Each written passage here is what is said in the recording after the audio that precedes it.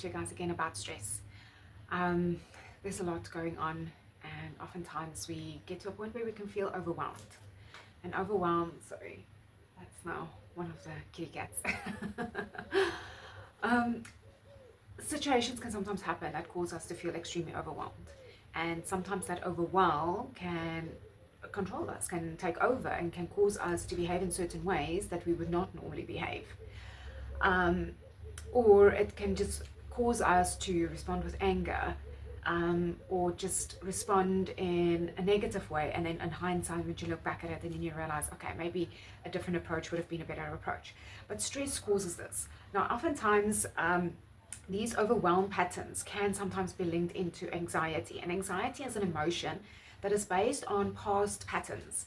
So something happened in the past and it caused us to start responding in a certain way to help us deal with the situation, and it created a pattern, it created a familiar circumstance or setup, and that's why our brain then returns back to old patterns and repeats them, because it's the recipe basically, if you want to look at it that way. It's like a recipe that's created for us. So when you're in a situation of extreme overwhelm, there are different things that you can do to look at it. Okay, I just had to get the cat quickly out of the plot. To get back to overwhelm.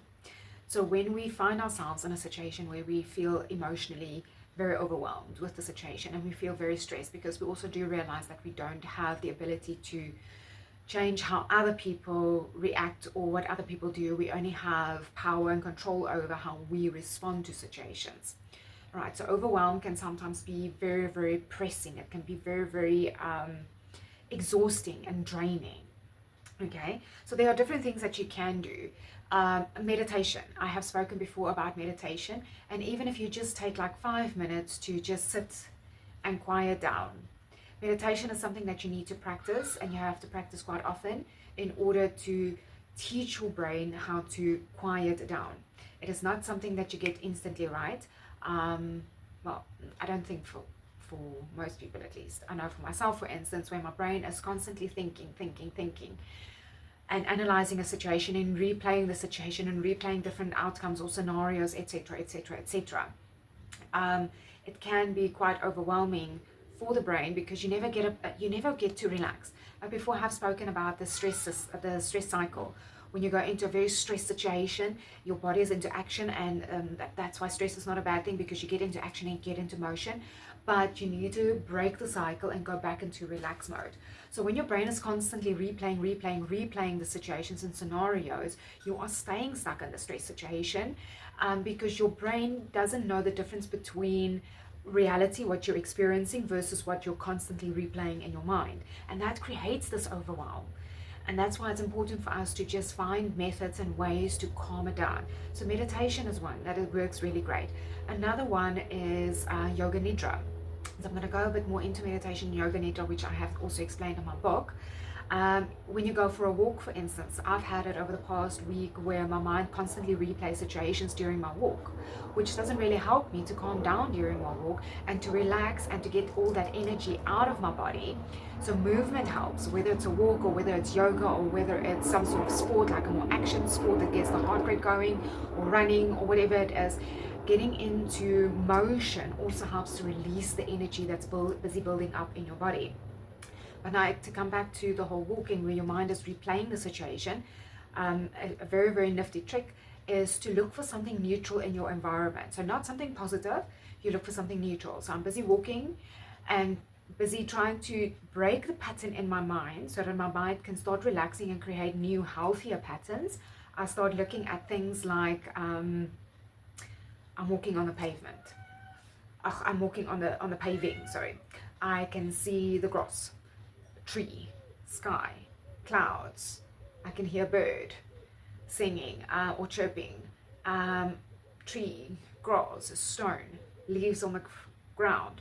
You start just doing those things where you observe your environment, and that way it actually starts breaking the mental cycle for you, so that your body can actually start relaxing during this motion, so that you can start creating new cycles or new patterns in your brain as well.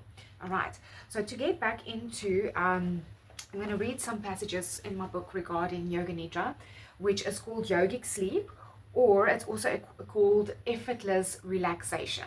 Okay, so in my burnout book, I have discussed quite a few different techniques and things that can help break the stress cycles and how to cope better with stress, because again, stress is not a bad thing. It's just we need to know how to use the tool more effectively to benefit us in our lives. Okay, so with Yoga Nidra, it guides the body into a state of restfulness without drifting into unconscious sleep. So when you go to, let me quickly just maybe explain what Yoga Nidra is, or where you can find scripts. So on YouTube, there are many different scripts. If you just type in yoga and then Nidra, Nidra, it's two separate words. Then on YouTube, for instance, a lot of different scripts will pop up. And you can try like a 15-minute one where somebody is talking to you in a very relaxed mode. And it's like a script where they're now talking and guiding you on relaxing your body and staying in that relaxed state, and then guiding you out when the script is over. So I think the shortest ones are normally roughly about 15 minutes, but you can get scripts that go up to an hour.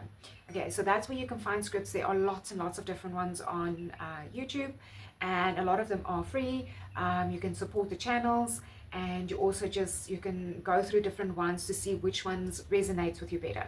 So sometimes one person's voice might not quite resonate with you, where another person's voice might resonate with you better. Then that's perfectly fine. So I'm not going to promote any specific one. I have my own specific channel that I prefer, but you need to see which one works best for you. All right, and then it calms the nervous system. It's a therapeutic tool, for addressing chronic stress, trauma, and conditions like PTSD. Okay, so if you find yourself, unfortunately, there's a lot of wars going around the world right now, a lot of conflict, and if you do find yourself in a situation where you have PTSD, Yoga Nidra is something that can really, really help you to just calm your nervous system down again and to break the stress cycle. Okay. All right, and then just to get to meditation, I have been very guilty this year to not meditate nearly as much as I should have. So I'm busy getting back into the routine, and even though I have done meditations in the past, but I've had like a good 4 or 5 months where I haven't really meditated often enough. So I have to start training my brain again to calm down, to quiet down, to have the stillness, and to be able to sit in the stillness. So when you do your meditation, you can start with 5 minutes and then work it up to 10 minutes and then work it up, work it up, work it up. Don't resist it. Okay, so when thoughts come up. But try and see them as little leaves floating away in a river. All right? But don't fight with yourself. Take it easy on yourself. Take it calm on yourself. I often say that the wrong thing that you can do in meditation, the only thing that you can do wrong really is to fall asleep, because that's pointless. Okay, so don't be hard on yourself when you are struggling to quiet your mind down. Sometimes it helps for people to stay with their eyes open, and then I say to them, look right in front of you to see what's there. So if you sit on a mat, then you look at one specific spot on the mat and you keep your attention there. If you're sitting on the grass, then you look at a strand of grass or a leaf or something, or otherwise you just sit and you just look at your breath and you count your breath. You inhale for 4, 1, 2, 3, 4. Exhale for 4, 1, 2, 3, 4. And you just focus on your breath.